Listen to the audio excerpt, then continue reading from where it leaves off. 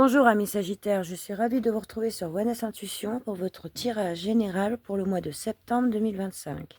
Que vous soyez signe solaire, ascendant ou lunaire en Sagittaire, ce message est fait pour vous. Effectivement, il est possible qu'au cours de la lecture, rien ne vous parle. Dans ces cas-là, n'insistez pas. Regardez le mois prochain, peut-être que ce message vous parlera plus. On commence tout de suite avec la première carte qui vous représente, vous, en général.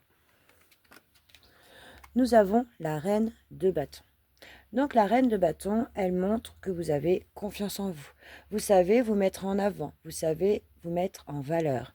Vous avez une attitude directe et volontaire. Vous savez séduire aussi. Vous avez un peu une personnalité fascinante, hein, parce qu'elle est forte, parce qu'elle est indépendante et elle est créative. Vous êtes un leader. Vous avez la capacité à vous faire reconnaître, à vous faire un nom, à vous mettre au devant de la scène. Et on me parle aussi de passion avec la reine de bâton. Il y a quelque chose qui vous anime, qui vous passionne. Ok. Qu'est-ce qui bloque? Quel est le problème pour le mois de septembre? Nous avons le chariot. Donc peut-être qu'avec le chariot, vous aurez tendance à vous décourager. Peut-être que vous avez l'impression de ne pas avancer, qu'il y a vraiment des obstacles pénibles sur votre route. Vous êtes presque à deux doigts d'abandonner face aux difficultés. Ok. D'où vous venez? Vous venez du jugement. Le jugement, il nous parle de renaissance, de résurrection, de réveil. Je pense qu'il y a quelque chose là qui vous anime depuis toujours, comme une sorte de vocation. Vous voyez, si on parle de relation, on nous parle d'une évidence incontestable avec cette personne. Hein. C'est quelque chose que vous avez en vous depuis toujours. Ok, c'est une arcane majeure, hein, donc c'est un point important pour vous. Hein. C'est peut-être même encore présent, hein, même si vous venez de là, vous sentez qu'il y a quelque chose qui vous anime, qui vous réveille. Ok.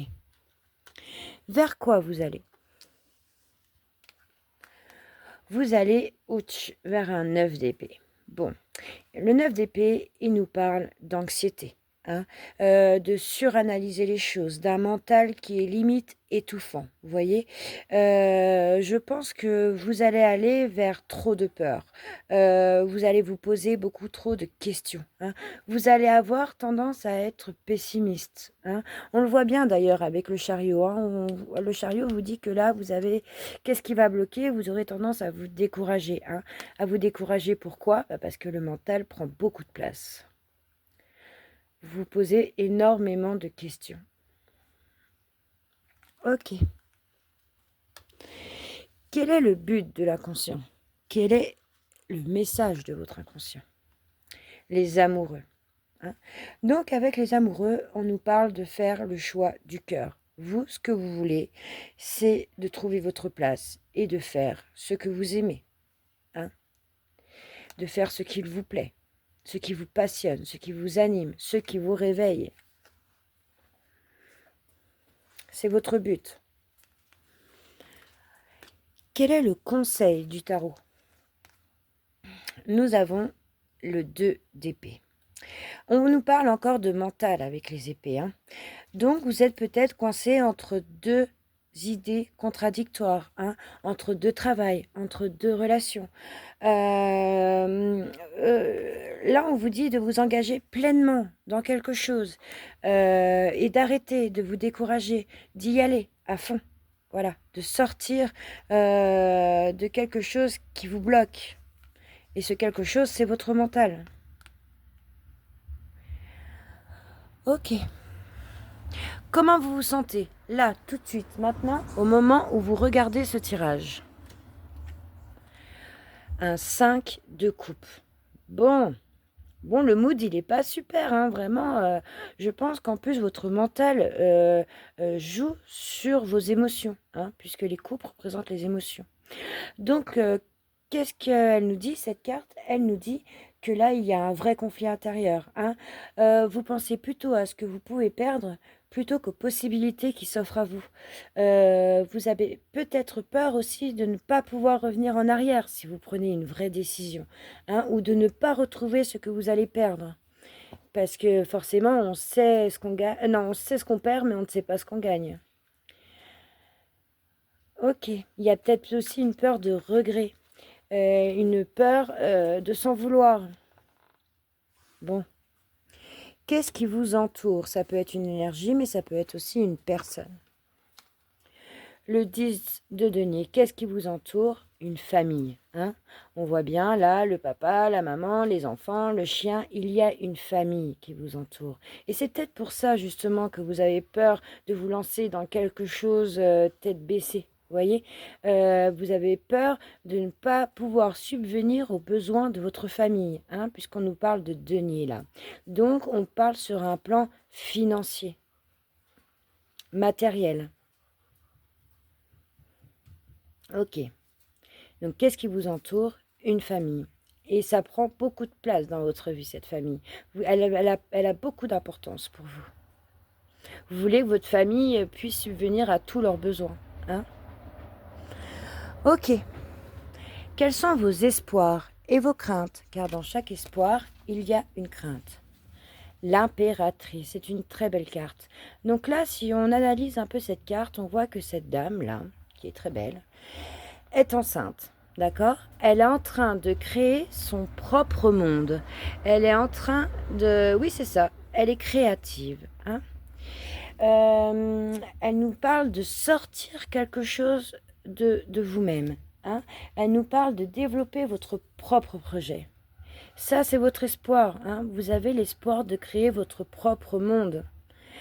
C'est quelque chose qui est en vous depuis toujours avec le jugement. C'est vraiment une vocation, c'est vraiment une belle relation. Vous voulez créer quelque chose de beau. Hein? Et c'est quoi la peur? Bah, vous avez peut-être peur si par exemple c'est un projet professionnel, si c'est un projet artistique, hein, puisque là on nous parle quand même de créativité. Donc si c'est un projet artistique, vous avez peut-être peur de la page blanche, hein, du syndrome de la page blanche, de ne pas avoir assez de créativité pour aller jusqu'au bout de votre projet. Hein. Vous avez peut-être aussi du mal à vous exprimer, à donner de vous. Et puis surtout, ce qui vous fait peur, c'est que le projet que vous voulez entreprendre devienne un projet avorté. Ok. Vous, plus tard, quelle est votre énergie?